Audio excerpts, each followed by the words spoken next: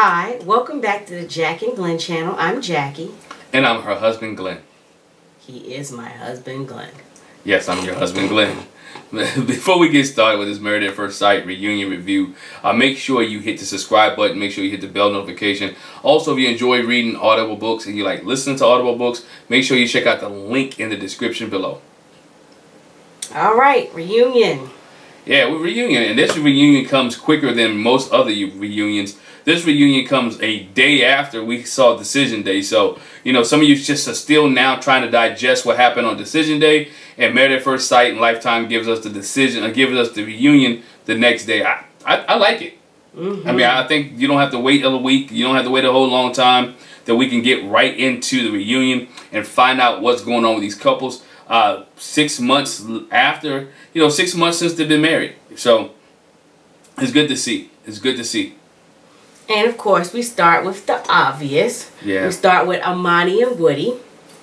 And, I mean, even though Kevin asked the question, it's like totally unnecessary. Y'all still together? Yes. Yeah, they're still together. You know, before we get to Amani and Woody, just want to give you a date real quick. June, they had the Decision Day in June, and the reunion was in August. So there's been 2 months since, 2 or 3 months since the Decision Day now, and to where they are at with this reunion happening. So Amani and Woody are still together. Yes. We just go through their story. Like Kevin said, you've been calling her Mrs. Randall from like day one. And the one thing that Amani said to Woody that he didn't know was that during the lockdown, while they were in quarantine, during the pandemic, is that she went to try to change her name officially to Mrs. Randall. Yeah. But she could not go into the Social Security Administration area.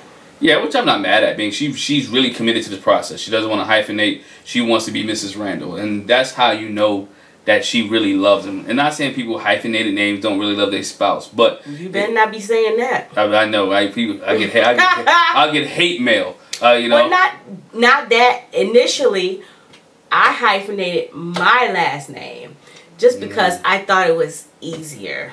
Because my husband has a fairly common last name, and I felt like Jackie and that last name, it would be very common, and I'd get mixed up with people. But I had more trouble with it hyphenated, getting mixed up with people with my last name and my married name and my maiden name.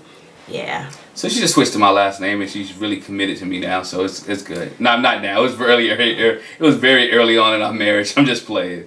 I was just playing. It was very early on in our marriage that she unhyphenated her name, but now it's good though. I'm glad she's doing it because you want to be the name of your spouse. You committed to each other.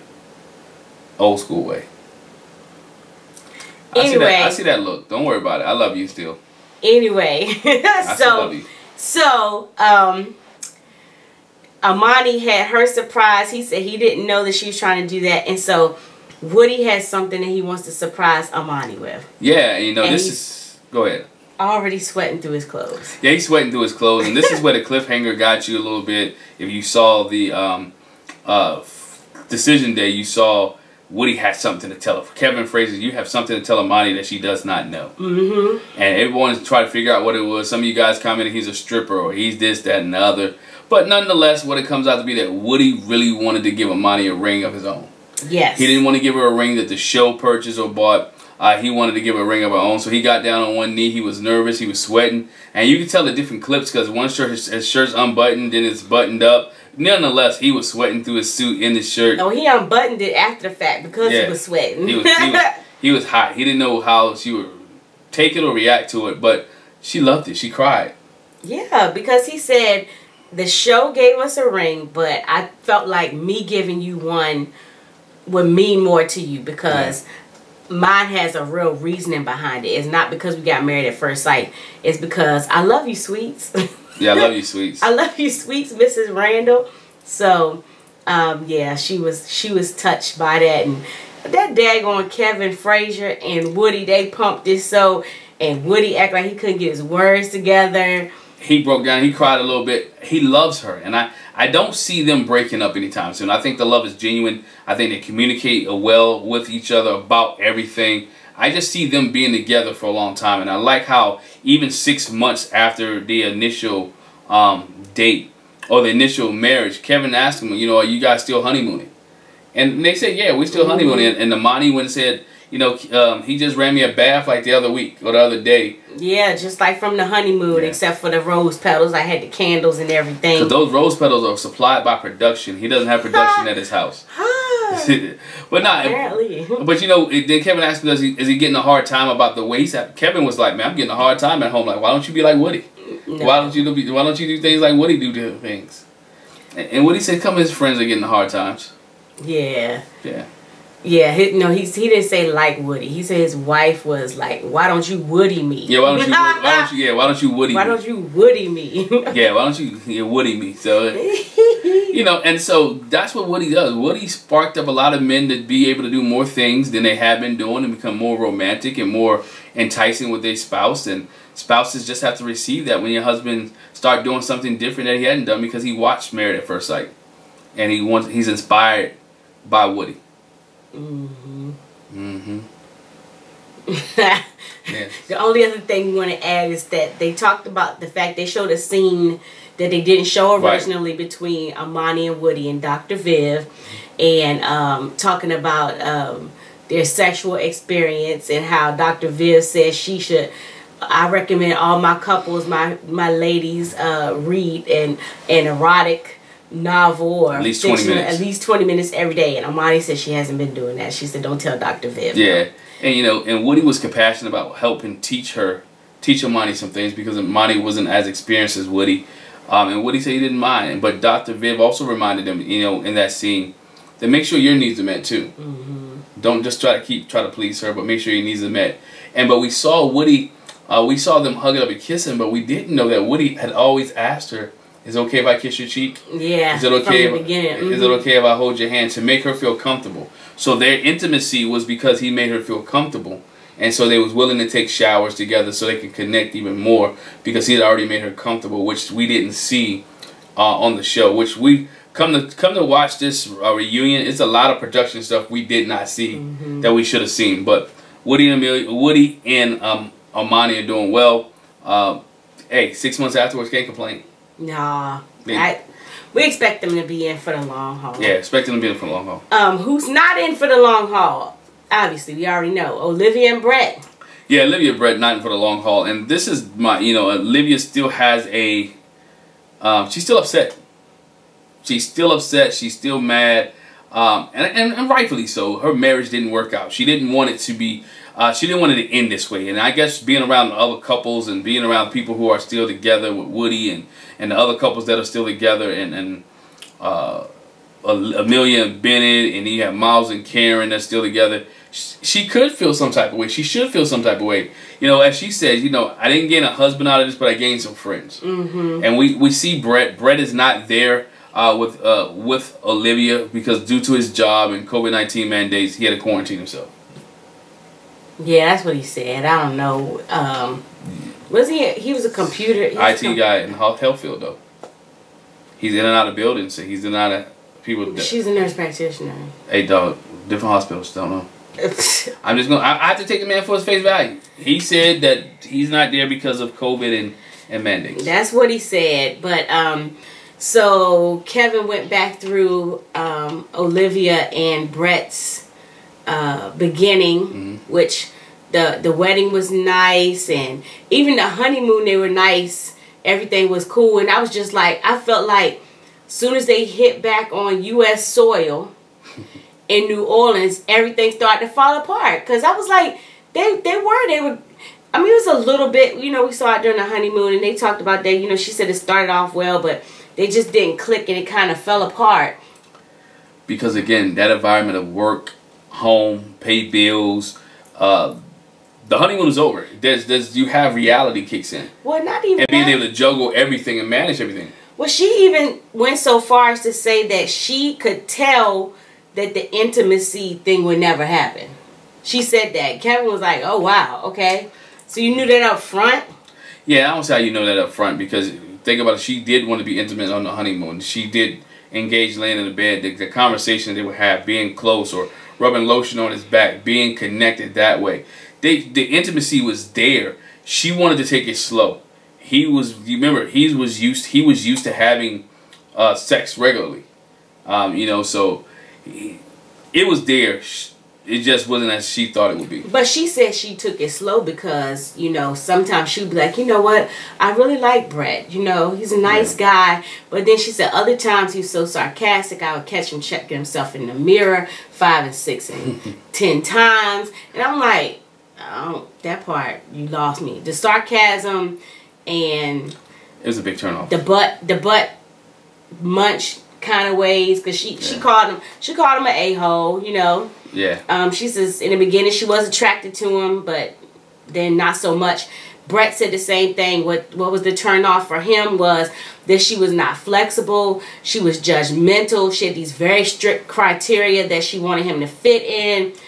And she says, well, what criteria was that? It was like you wanted somebody just to fall in line with your life and the way you wanted things, and there was no compromise. And that's the truth. It's 100% true. She said she was getting a lot of flack on the internet. A lot of flack on the internet about, you know, her and her ways. She said she used to be, you know, people used to like her. She used to get good comments. Now people are like just dogging her. Because she wasn't flexible. It's nothing wrong with, yeah, you can still go to Saint games and let's put in our budget. I think this is where the experts come in. I know you have a sex expert, you have a psychologist, a sociologist, a psychologist, whatever, which one they are. And I think they need a financial expert on the show. Someone to help them manage their money and how they put this thing together. Because if you look at it, they never got right after the money situation. She was turned off after the whole money thing, how he felt that she spends a lot. And it's not that she spent a lot. And she did. But if you put it together and your bills are paid off and you're living a debt-free lifestyle, why not enjoy it? Because we hear about it a little bit later when Kevin asked about, you know, who thinks it, who can spend $500 on wardrobe, $1,000 on wardrobe, and Amani was like, if it's in the budget. So if she wouldn't understand and her Brett would ever had that conversation about budgeting, okay, Brett, this is how you save. You're good at this. Help me out. So help me out to manage me, and you know I'm willing to be vulnerable to you and let you teach me instead of being unflexible and closed off. And I know she said that she would help me do a budget. Doing a budget and living by the budget is two different things. Yeah. But basically, you know, Kevin asked Olivia what she said. She said, yeah, Brett was an a-hole, and Kevin asked Brett, like, how did you feel about the way you were portrayed? And he said, basically, I feel like none of us were exactly portrayed the way we really are, because you talk about production and what they put in and what they leave on the cutting room floor, and the fact that some of these things are taken out of context, because I mean, truthfully, you can't see the full context of what is going on. So, but it's funny, everybody says that when they disgruntled with the show or mad at the process. Oh yeah. Brandon said it, Mike said it, we got Brett who said it, and I'm sure AJ said it at the time. I understand they take things out, and it's TV and it's reality. But as Olivia said, if you're a butt regularly, you're going to be a butt on the show. You can't, they're not going to change that, because guess what? That's who you are. If your personality, your personality is going to shine through whether they leave it on the floor or not. They're not cutting everything. Right. And his sarcasm came off as he was a butt. It seemed like he didn't want to bend. He was willing, he was more open with it and more concerned. It made me think about the conversation he had with his friend about Pastor Cal, like, oh, he was asking us questions just to try to make a stink out of a situation or make it bad. You knew what you were getting into. Again, like Karen, it was a TV show. You knew you was getting on a TV show. It's not your first time. You understood that there may be some things cut out. There may be some things that will not make it, or there will be some things that portray you a certain way. So be who you are. Be who you are. Yeah. And he, you know, I think he was who he was, and she didn't bend, he didn't bend, and when you have two stubborn people that don't bend, you have a relationship that's not going to work. Yeah, nah. They asked if they've been dating, and Brett says, I've been dating a little bit, and she says he's been dating a lot. Yeah. He's all on Tinder. He's a serial dater. He keeps getting matched with my friends on Tinder, and so I'm getting the screenshots of conversations between people. He's going out on dates with somebody that's so cheap and don't want to spend money on dates. This is where she's messy at. Tell your friend stop texting you. Yeah. Tell your friend stop sending you the message. Because I don't care. This is my ex-husband. Right, because I don't care. We're not married anymore. She should have been like, instead of reading those messages and getting more upset or being flustered and mad at the process, hey, we're divorced or we're divorcing. Don't send me anything else about Brett. Brett is not part of my life anymore. Goodwill. If you and him match, by all means, go have a date with him. By all means, or don't. Or don't. We'll be with him. But guess what? Stop texting me. Stop telling me about Brett. And then her life will be much easier. But when you don't tell your friends that and create that boundary there, they keep sending you stuff, she's getting mad over and over again because they can't tell me, oh, he's going out with her. Oh, he's going out with her. No, that's not. Why would he do that with me? It makes you mad again. She should be telling her friends, you know what? I'm done. Yeah. Don't send me nothing else but Brett. Yeah. And in the end, she felt like she just didn't get matched with someone who wanted to be on Married at First Sight. It was more just about what... She didn't get matched with someone who wanted to be Married at First Sight, but rather be on Married at First Sight. It was about a TV show, and Brett's thing was, you can't tell me how I felt. And Kevin said, but I can tell you how you acted. And you know, you didn't act in a good way. He didn't have any compassion. They said, and no compassion, and in the end, which I'm like, they basically said their relationship, their conversation, they're dealing with each other was surface level. Yeah. And so once they just couldn't get past that. And he realized that she realized that she didn't like him. He realized he didn't like her. So it was just like, well, let's try. Wow. Let's try to be trying, but it is what it is. Wow. And they're not with each other. I mean, we won't see them together or be friends. Nah. Nah. And real quick, we find out later that none of the other couples really talk to Brett. Yeah, nobody deals with Brett. Henry was mad at him ever since the bachelor party when he tried to hit on his friend. So that didn't work out. And then Olivia even chimed in, and when she saw it, she felt disgusted. She felt real bad. She felt bad for Kristen. What was it? Kristen. Yeah, Kristen. For the way that Brett acted. You know, knowing that he's getting married the next day, but yet he trying to hit on her. She felt disgusted. And, you know, he said what she said, Brett should owe Kristen an apology. So.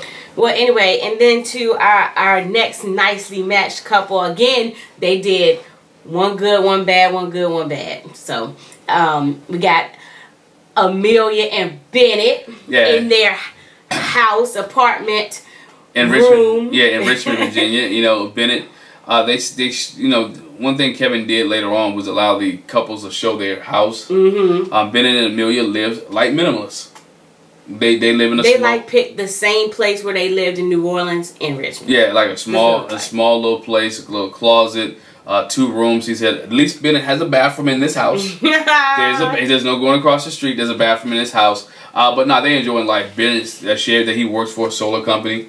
Amelia talked about how she's still working on her residency, and Bennett was like, "Yo, sometimes she gets up at 5:30 in the morning." Works till 6 something. 6 at night, and they don't see each other as much as they would like to, but they make it work. You know, Amelia said if she's going to bed at 8 o'clock, Bennett said, "You know what? I'm gonna go to bed with you." Yeah, we're going to bed then. Yeah. But he said he found a job a whole lot faster than he thought he would. He, like you say, he works for a solar company. Solar consultant. He's a solar consultant, which is helping people get solar panels on their houses. Yeah, to take care of the earth. Yeah. I'm not even mad at him.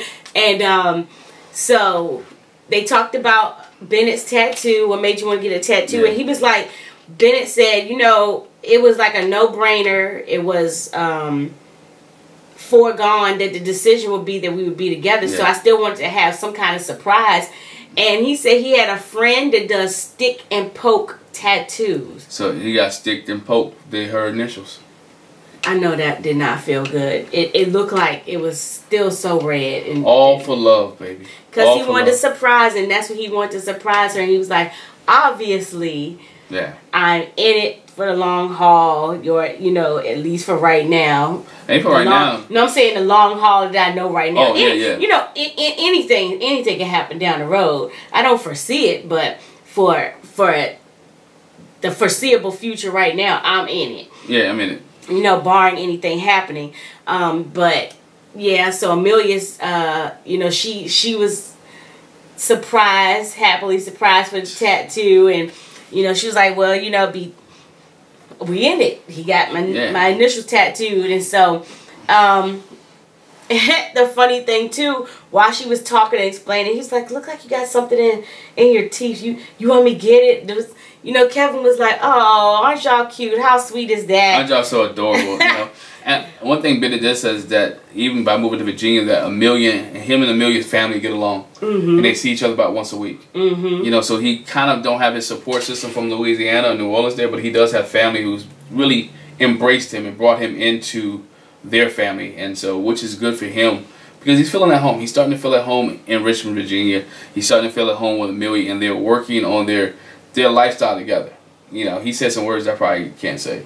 I don't even know what he said. Some big words. Some big words, but no. But he said they're working on their circle and they're working on things together, and their cohesiveness and their timing all works together. Yeah. And that's really it with them, except for the fact that they wrote a song that morning for Kevin. Because he asked, have y'all been doing some music? They said, as a matter of fact, we have. And we wrote a song for you. Yeah. Can you recommend a movie to us? Yeah, Kevin, can you recommend? I'm not going to sing it. Please don't. Well, I'm going to tell you, though. They had some good little harmony parts. I ain't going to knock them. Bennett and Amelia can sing now. I didn't care too much for the song. I thought it was cute and funny, quirky, ha-ha.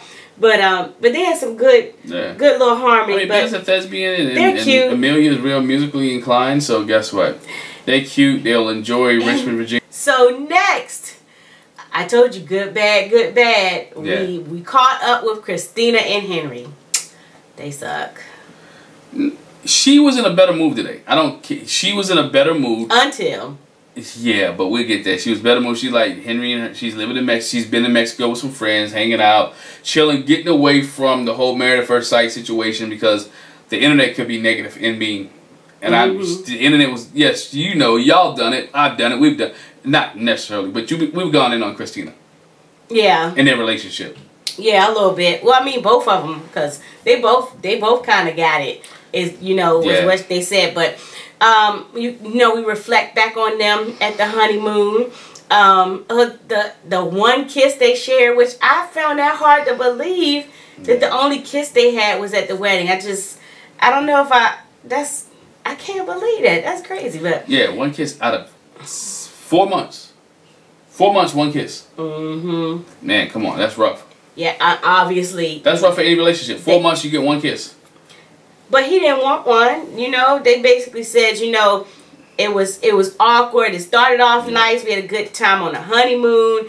Me trying to get him out of his shell, but it just didn't progress naturally. And it would have been nice if the intimacy she was craving was there. And you know, he was like, he just didn't feel like he wanted it. He saw how they matched up on paper, and it made sense. But once they got together, they just didn't vibe. Yeah, it didn't vibe, and you know, he said he heard a lot at the wedding. Her friends and his friends coming up to him, telling him about her. It just didn't match up. He said he couldn't see how somebody who was in a 5-year relationship with it, and we couldn't find out a little later, a married man, could jump so soon and to try to get married to somebody else who's a stranger. And he just couldn't see how she would do that because he knew he wouldn't do that. Right, because he said, you know, I'm the type of person that once I get out of a relationship, I take some time to just, you know, be by myself and to regroup and stuff. And basically, she said when she's going to Mexico, which she had done recently before the reunion with her friends, she's like, that's how I went to get my mind off of it. But then she said, you know, I have started seeing someone. See, you know, Kevin and Henry's kind of like, oh, wow. Yeah, but it wasn't serious. But, you know, it's not like it's really... Very casual. It's very casual. So, I mean, she moved on. She probably was going to see someone when she left and went on long walks. I'm sure. I'm sure. But, you know, she was looking for that affection and she was looking for that intimacy. She wasn't getting it from... She wasn't getting it from Henry. He wasn't feeling her. He wasn't feeling her. He tried to go through he went through the motions. I think I said that. You know, he just wasn't that into her. No. He just wasn't that into her. He said, again, as we've heard earlier, her impatience, you know, that just really bothered him. That, you know, her attitude, he just couldn't get past it. That it wasn't, it just wasn't. He doesn't care much about the fact that she's been dating, but again, he is kind of like, wow. And they haven't talked to each other. No, they haven't. But there's a rumor, even though they haven't talked to each other, she heard the rumor, same as Kevin. They're saying that Henry has a girlfriend. And Henry was like, well, wow, I got a girlfriend. I sure would like to meet her. He said, I don't have a girlfriend. I haven't been dating anybody. I'm chilling. And he's like, hey, she got good hair. At least she know what he liked, because she was naming the things that he liked, like good hair. So they at least had that conversation, so she knew a little bit about what Henry liked. I just wish they would have, on a different circumstance, had been a little bit more intimate. That what was said at the wedding, that he didn't, he was almost like Karen. He got some information, and couldn't get over it, couldn't shake it, and didn't kind of create his own notion of who she was. Yeah, but the one thing they did say is, obviously Henry's more of a target for the ladies now. Yeah, he got ladies sliding his DMs. DMs be opening up. It's not his fault. Well, it's not your fault what comes in your DMs. You can't tell people what to send you. No, sir.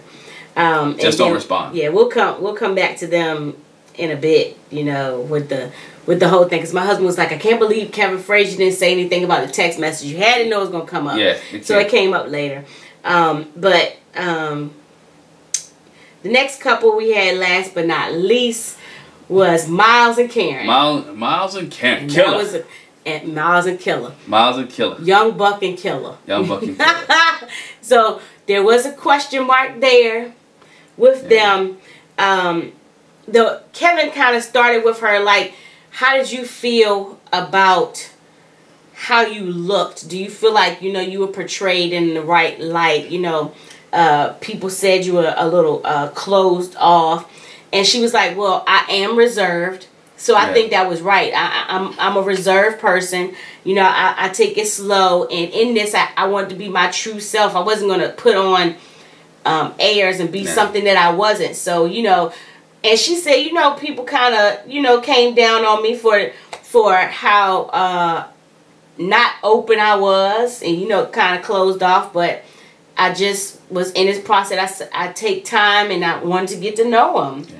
And she wanted to get to know him, and I'm not mad at her wanting to get to know him, and not mad at the intimacy. I think we look at this and like, you know what, we want to speed up, and we want everybody to be Amani and Woody. Everybody's not Amani and Woody, and we all know that she has some issues dealing with these past relationships. She wanted this one to be like, this is it. If he's gonna be my husband, I need to make sure that he's in it for me. I need to make sure he's not in it for these cameras. I need to make sure that he's in it for the right reasons. And which I think Miles was showing her that, but she couldn't see it. And the other thing she said was, going into this process, she thought it would be 10 times easier than it was. And she said it's something you can't actually really prepare for. Yeah. Obviously, and that's something we talked about.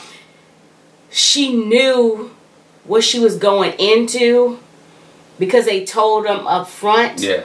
You know, it's a reality show, but I believe it. You know, once you really get into it, it's like, oh, wow. It's like, so it's a reality show, but it's like a TV show. Like, I got pretty much almost call times.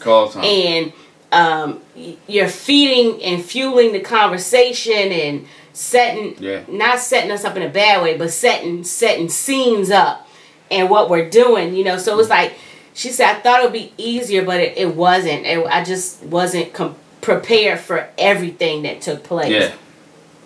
And as far as Miles, with Karen being reserved, he said he wasn't really used to being with somebody who wasn't feeling him. I mean, she was feeling him. Yeah. But that he didn't know. Was feeling him. So Karen jokingly said, oh, Miles is not used to being told no. Not used to being told He's not used to women being like, oh no, you're not my type, whatever. He was like, stop it, killer. I mean, he didn't call her killer. But women be hitting on him all the time, and I understand where he was coming from, and I understand that there were some things that he wanted out of him. It's like what Dr. V told Woody.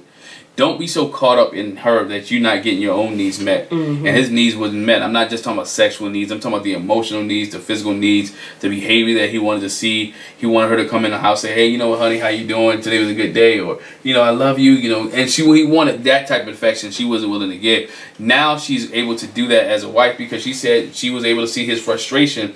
By him showing her his frustration meant that he wasn't just putting on an act.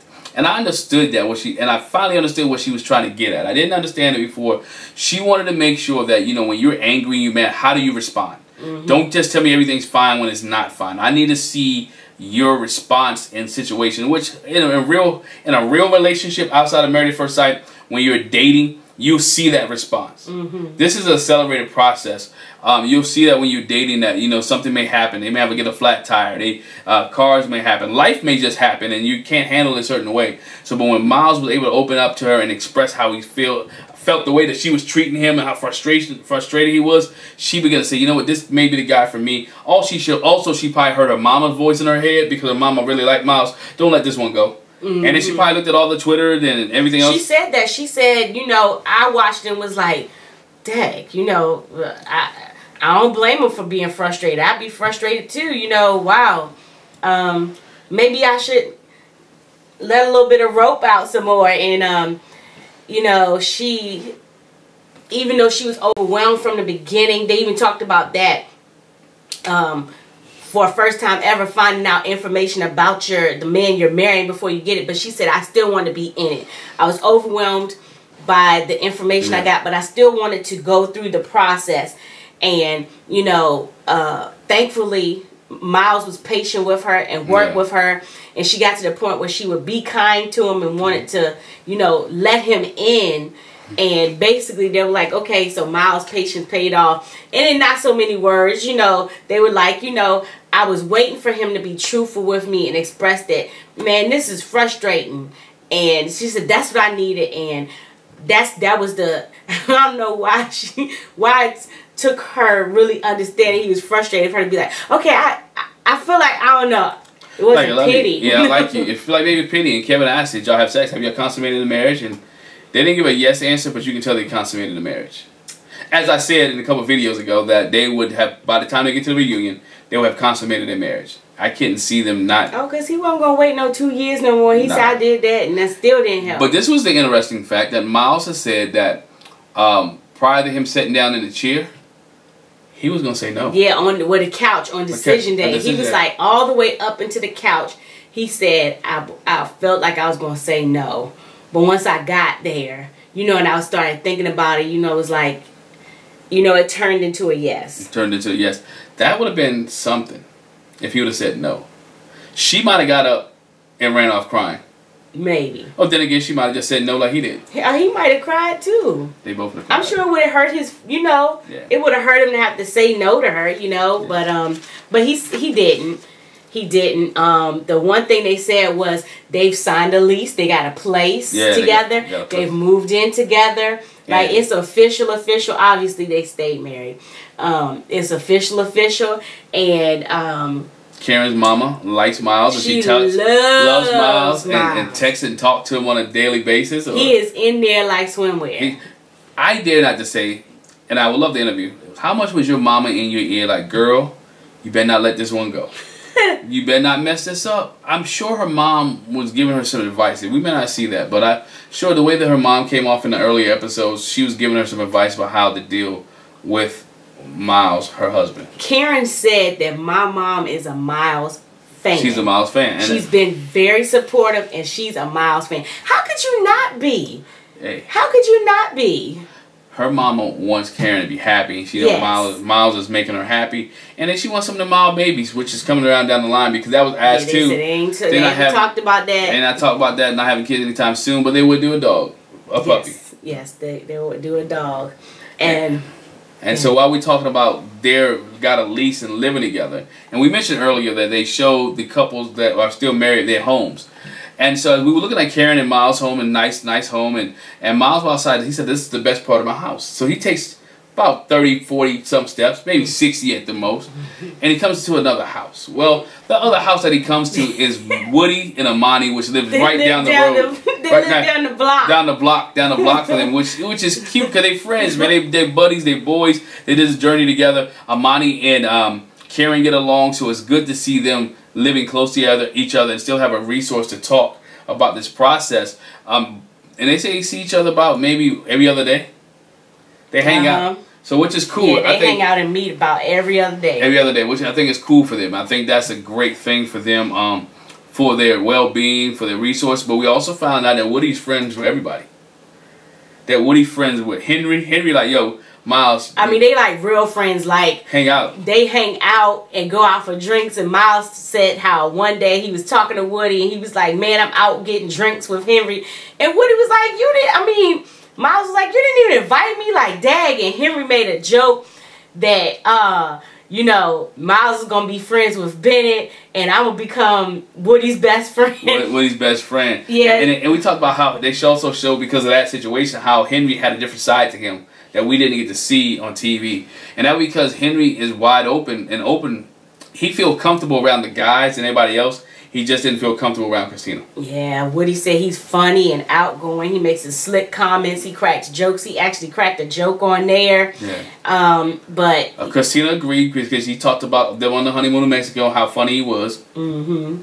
You know, so it's something that Henry has and it's something that Woody has, that he's able to friend everybody. This group is one of the closest groups I've seen on Married at First Sight, where everyone gets along except for Brett. Yeah. And speaking of Brett, when all the couples got back together, Brett bowed out of that. Yeah. Like we said before, Kevin asked, "Does anybody keep in touch with Brett?" And everybody's like, no. Except for Woody. Woody said every once in a while, I'll text him just to kind of like, "You still alive?" You still alive type deal. Which goes into the fact how Woody communicates with everybody. So. They talked about, they went back about how Brett acted at the bachelor party, and Henry was like, because of that, and then just him, period, he wasn't feeling Brett. Christina said, "I wasn't feeling Brett," and then there was some things that people had told me about him, so I wanted to give her the heads up. And Olivia said in the moment she didn't like the way it came off, she didn't care too much for it, but she appreciated it later. Because, I mean, both of them turned out to be right. You know, Brett was a joke. Yeah. Yeah, and so while we're on the Christina and Henry, then here we had the question about the text message. And it was uncomfortable. Miles and Karen and Woody and Amani. Everybody's giving Amelia and Bennett, they're like sitting there like, oof. Everybody's making her look like, ooh, did you hear that? Ooh, dang, she lying. I sure wish I wasn't sitting here. Woody was laughing, having a good time. Like, girl, you see how she lying, how she covered up. Amani was doing the same thing. Her and Amani was making eye contact. I'm sure they probably pinched each other underneath the table. But, you know, she kind of lied and backed her way out. But Christina did finally admit, you know what, I received this text. I handled it wrong. I hope he accept my apology. And, you know, and Henry was like, I acknowledge it. But I'm not accepting it because I'm still pretty mad. I'm still pretty mad. It may take me a minute. It may take me a while to actually accept the apology that you gave. Yeah, he was like not feeling it because, again, the dishonesty was a huge factor in affecting his attraction to her. It was one of many other things that added up. But he says, you know, I wasn't feeling it. And, you know, for you to accuse me of being gay. Again, she went back to this thing. I didn't think you were gay. I had some friends who were like, well, what's really going on? Why wouldn't he like you? Do you think he's gay? And she was like, I mean, that's a possibility. She said, but I really didn't consider it. The number, it was a New Orleans number. We on that. Again, she didn't call it back. She didn't ask. They didn't text back. She didn't allow Henry to see it, see if he knew the number. None of it. I mean, even in today's time, why don't you, Henry, let me see your phone. You punch that number into his phone, see if a name or contact comes up. Because that's his boyfriend. I'm sure a name or number would come up in his phone if he had that. So, I mean, it's many things that she could have did to alleviate that situation and didn't have to linger on. She could have asked him outright, are you gay? I got this. Oh, no, I'm not gay. You know, I love you. I like you, but I'm not attracted to you physically. That's why we, you know, we're not having sex. Shoot, by the way, at this point in time, Henry was already sleeping in another bedroom. So, why are you worried about it? Right. Why are you worried? We're just counting down to the decision day. If I was gay, guess what? Has nothing to do with you. It was more about Christina's self-esteem and why she couldn't figure out what was going on. She had to think it was a Henry problem instead of being a her problem. Yeah, yeah. Or their problem. Yeah, and like they spent a lot of time talking about the fact that she was holding it over his head and about having his back, and the fact of the matter came out that Henry was like, you know what? It was a lot of things I didn't say anything about because I was trying not to make the situation look worse than it was. Wasn't trying to make you look worse than you were. But, you know, finally he was like, you know, I just can't do it. I just can't do it. And he was checked out. He had checked out, and he was ready to bow out. So, I mean, they agreed to be friends. Not really, but... Cordial. Right. Cordial to each other. So, that was one thing. Then they played the little game. They played a little game, and Kevin Fraser said, I'm going to ask you a couple questions. A lot of topics came up on the show that we found out couples did. And so I'm going to ask you some questions and see who could raise their hand. You know, and so they played a game. A couple of the questions came out. And some of the questions was like, do you pee in the shower? You know, they had to raise their hand. Miles said he never peed in the shower. I can't believe that. Miles said he has never peed in the shower. Man, when that running water hits you, it make the pee want to come out sometimes. Even if you just peed. From working in a hospital, like, I mean, I had patients that really could not pass their water. That's an old term. But we turn the water on for them because that flowing water makes your bladder want to. So the fact that, like, he never peed in the shower, so that means he got out wet. No, he said he used to go bathroom beforehand. And then he would go beforehand, and he wouldn't go in, you know. So he good. Christina said, I mean, Amelia had both her hands up. He said, Amelia, like, you pee in the shower all the time. Doo-doo in the shower. He said she lets you doo-doo in the shower. So, nonetheless, they had questions like, you know, how many times do you floss? 3 times a week? Do you see each other burp in the house? Who burps in the house? Permission is to spend $500. Who farts? Who farts? Permission. When you married, that was funny. Woody was like, you know, she kind of go off to the side, you know, and he was like, man, I mean, it's natural. Just let it out. Go ahead and let it out. She does like a little kid go hide in the corner and handle their business. You know, when you're married, you'll be around. When you're married and you've been married for a long time or even for a short time, you'll see your spouse do things. They burp, they pass gas. It's just some things that, you know, they'll normally do.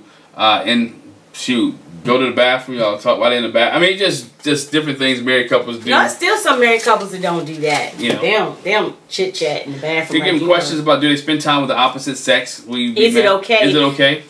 Is it okay for your spouse to spend time with somebody of the opposite sex? Hey, some people have problems with that. Some people don't. Yeah. Don't pay attention to chore lists. Amani said that's a deal breaker for her because you got to do chores. She is not cleaning up after anybody. Amani, newsflash: when you have babies, you gonna clean up after them. You gonna clean up after somebody. You might not clean up after Woody, but you gonna clean up after the baby. And then Kevin also got to be messy. He had to throw this one in there, changing the hairstyle. You have to tell your spouse or whatever to change the hairstyle. And Amani said, "Y'all still on that?"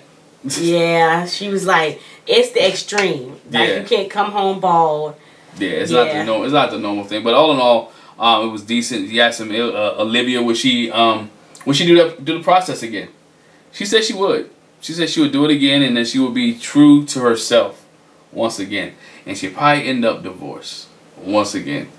Because you sometimes being too true to who you are in this process, it's not good. But being able to compromise. But she said earlier too, she was like, you know, I hope I get matched with somebody, which was a bone of contention with them. She said, I hope I get matched with somebody that doesn't want to have kids. But she kept telling Brett, I'm not saying that I don't want to have kids. Yeah. But that was like the first thing she said, that doesn't want to have kids, you know, that wants to travel. And she wants to travel. As, you know, you're broke and you want to travel. I mean, you can't manage your bills, you want to travel. It does go together. Get yourself together and manage your money and you'll be fine. Christina mentioned that she would be more patient in the process again, and you know, and she wouldn't let people get into her head. She wouldn't let her friends and other people get into her head. She would just go with the process, enjoy it, and not listen to people, or watch text messages or anything else that people would give her. So, Amani and Woody said, you know, her personality works for this. She would love to do the show. She's a go with the flow type. She's the type of go with the flow type person, but you know she doesn't need to do the show again. But if she had to do it again, she's a go with the type flow, and her personality will work it out. Henry said what? Oh, Henry said it's like walking on fire barefoot, and he said he wasn't sure he would do it again. He's not sure that he would do it again, but he would think about it. He thinks about this process daily. Would I go do it? Would not do it? Would I do it? Would not do it? And he goes back and forth in his head. But he said it was a rough process for him. Just based off the nature of who he was, it was rough for him. And you can see that. But you know. But he appreciated doing it because it did get him out of his comfort zone. It was something that he wouldn't necessarily do. Same thing for Karen. and allow him to meet new people and meet new friends. So you can't knock that. So he enjoyed it. All in all, the reunion special was good. 2 hours. They dragged it out, but commercial, it is what it is. Sat there and watched it 2 hours. Thought it was interesting. Thought it was fun. Good to see these couples who are married still together. Yes. After 6 months of time, going strong. I'm glad they have a support system. I'm glad they have friends that they can talk to. And Amelia and Bennett is doing well. Miles and Karen, hey, okay. Some of you guys out there mad. Karen says, you know, Miles gets a lot of DMs. A lot of DMs, you know. But guess what? Miles he played it down. He was like, it's not that many. And Miles let all you guys know that he is happily married. I'm married. She said, what you be saying to him? I let him know I'm married. I let him know I'm married. And I'm happy. And I'm happy. So and they looked happier. Right, they do happy. I'm happy for them because I wanted them to work. And if you want them women to slide in the DMs, get stop out. It. You shame on you. He's a married man. Nah. And now you know he's still with his wife. He's still with his wife, so don't be in his DMs. But nah. All in all, I thought enjoyed this season. Enjoyed the season. I'm looking forward to Atlanta because Atlanta looks like it's gonna be messy. Oh my gosh, yeah. But I enjoyed this season too because I don't know, the last season. It almost want us to throw the whole season away. 10 had a lot of drama that was unnecessary. Michael and Brandon and it wasn't Taylor. It's just too much unnecessary in season 10. You know, but 11 was kind of where it was at. And then not only that, you had more couples who were interactive, more couples that would talk, and there was more just things that we could discuss and what they went through, even through the social injustice, the pandemic. Bennett and getting ready to leave his home and to move to Richmond, Virginia, with Amani and Woody just dealing with finances and not having kids and how to spank kids, and it was just a lot. And Miles and Karen dealing with affection and how to handle affection, how to handle rejection, how to deal with rejection, how to be able to engage and interact with your spouse in conversations that you don't want to talk to, so that you don't want to converse in. So it's been a lot. Yeah. For the grammar police out there. For the grammar police conversing. Alright. So it's been a lot in this season, but I enjoyed the 17 weeks or the 17 episodes of this season, Married at First Sight. Yeah, like looking forward to the Atlanta. I feel like if you know or heard anything about Atlanta, you already know it's gonna be a piece of work. I feel like it's gonna be a piece of work. Atlanta's gonna be a piece of work. But hey, that won't start until January. If you still want to see us review something, check us out as we review Ready to Love. End up liking that season. Last year we watched it, didn't review it, but this will be our first season reviewing Ready to Love. Nephew Tommy. It's a mess. Check it out. It will be on this channel. Jack and Glenn, once again, thank you for joining us as always. Make sure you hit the subscribe button. Make sure you hit that bell notification. Also, make sure you click the link in the description if you want a free 30-day trial of Audible. So thank you for joining us for this season of our reviews for Married at First Sight. It was fun. Good night. Bye. Bye.